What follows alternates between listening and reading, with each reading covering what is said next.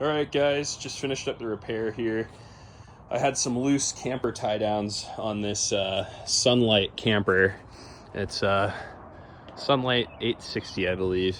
It's 2004, and I looked everywhere online to see what I could find for solutions for fixing a loose tie down. And then I didn't really like any of the options. A lot of the options had me taking off the side paneling, which is fine.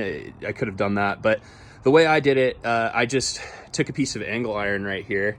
It's a 2-inch, 3/16 inch thick piece of angle iron, drilled holes in it all the way, and then ran lag bolts up into the stud that runs along this wall right here all the way.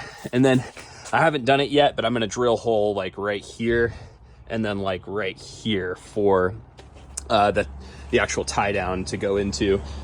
So that was the solution that I came up with for this. I think it works a lot better. I think it's a little bit easier than taking the jack off, removing the siding, and then repairing underneath it. I also think that this is a stronger solution because it has multiple mounting points going into the stud rather than just one single one going through into the stud. So this should work out pretty well, and it wasn't too crazy of a job. It took me about 4 hours, maybe 5 hours to do for both sides of the camper. I think the hardest part was just getting these screws perfectly placed, these lag bolts perfectly placed into the stud here. I used 2.5-inch lag bolts. They're 3/16 inch thick, 2.5-inch lag bolts. And then on the areas where I didn't want to pierce up into a component, I just used a 2-inch lag bolt instead. And of course, washers.